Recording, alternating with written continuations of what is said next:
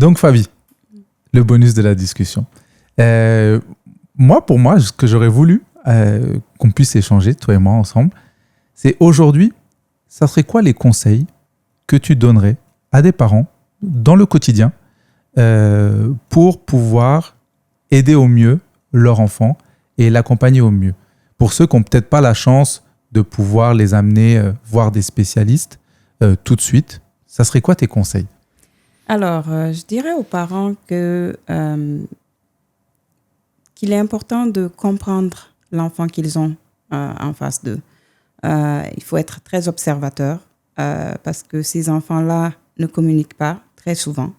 Donc, tout ce qu'ils font est basé sur les gestes qu'ils font et l'expression faciale. D'accord. Et donc, c'est important de pouvoir lire votre enfant et de le connaître et de savoir les choses qu'il aime, les choses qu'il n'aime pas, sa façon de communiquer qui est probablement avec son corps.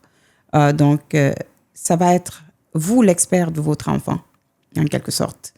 Vous allez aller voir des thérapeutes, vous allez voir des enseignants qui sont des experts dans leur domaine, mais vous êtes expert en votre enfant. Et eux, pour aider votre enfant, il faudrait que vous, en premier, vous sachiez qui est votre enfant et que vous puissiez leur expliquer, voilà, voici ce que mon enfant aime, voici ce qu'il n'aime pas, voilà comment il opère et ça va aider à pouvoir lui donner des services. Donc ça, c'est la première des choses. L'autre chose que je conseillerais, c'est de ne pas être débordé par le nombre d'informations qu'on vous donne. Parce qu'au début, vous avez un diagnostic et on vous donne une tonne d'informations sur quelque chose que vous ne connaissez pas, que vous ne comprenez pas. Oui. Je vais te poser une question justement. Oui. Parce que tu m'as fait penser à quelque chose. Oui. Est-ce que toi, quand tu as reçu l'information, tu es allé sur Google taper? Oui. Est-ce que tu conseillerais à des parents de faire ça? Je dirais que Dr Google... C'est ça. Je te pose la question parce qu'on a tous ce réflexe-là maintenant. Et sauf que, comme tu disais, le problème, c'est que tu vas avoir beaucoup d'informations. Oui. Donc, je vous conseillerais quand même de... Oui, vous pouvez aller sur Google, mais Google n'est pas le meilleur docteur pour vous aider. OK? Allez avec des spécialistes. Si vous avez des questions, demandez aux spécialistes les questions que vous avez en tête et essayez de lire des textes scientifiques qui adressent le diagnostic.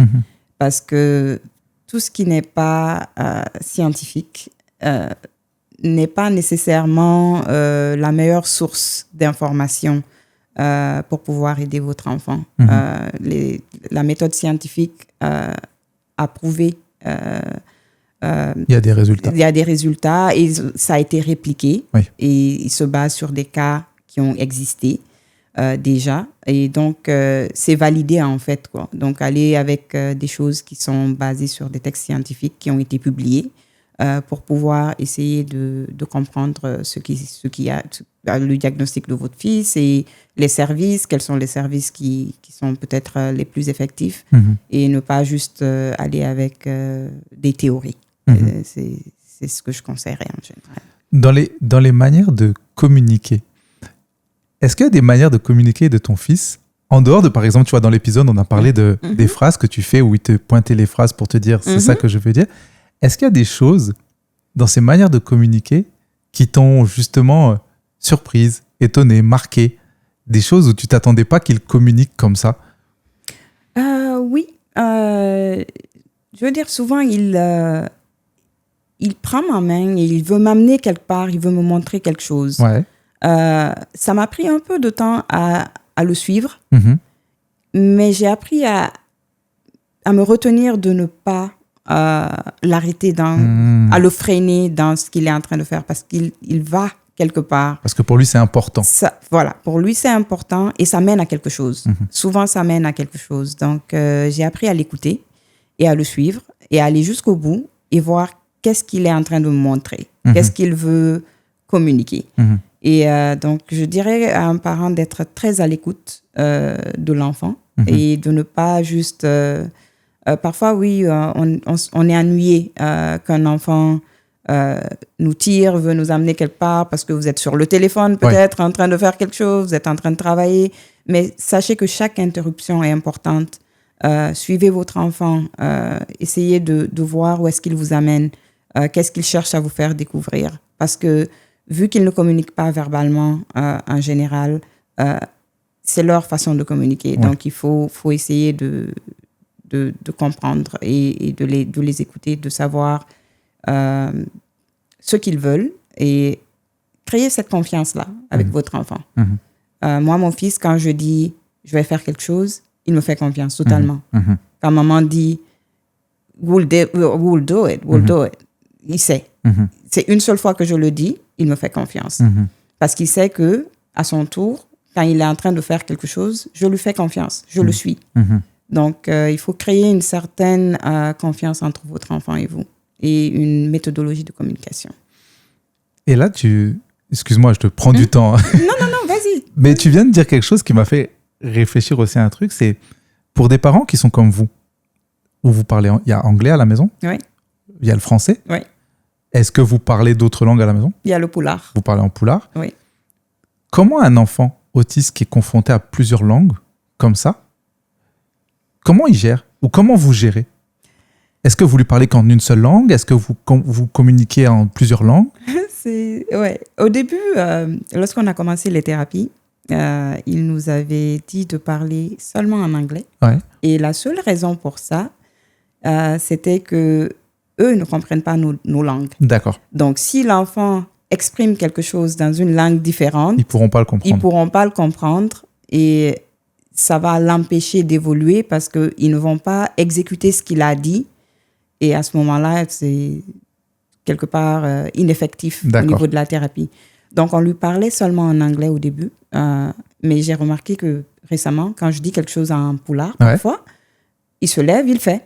Okay. C'est-à-dire que je parlais à mon mari et je disais « Passe-moi le téléphone qui est à côté de toi. » Et il s'est levé, il est allé prendre le téléphone. Et j'ai parlé en poulard, en fait. Et il s'est levé, il est allé le prendre. Et mon mari m'a regardé, il comprend. J'ai dit, oui, il comprend. C'était la surprise. Donc, on ne savait pas qu'il comprenait le poulard, mais il le comprend. Donc, mais en fait, j'ai l'impression que ton fils, de ce que tu me racontes, on dirait que lui, il a un truc avec, juste, tu vois, la lecture, tout à l'heure, tu as dit que vous avez appris, il a appris la lecture tout seul. Oui. Les langues, finalement, il comprend sans que vous lui ayez appris. Oui. On dirait que lui, il a un vrai...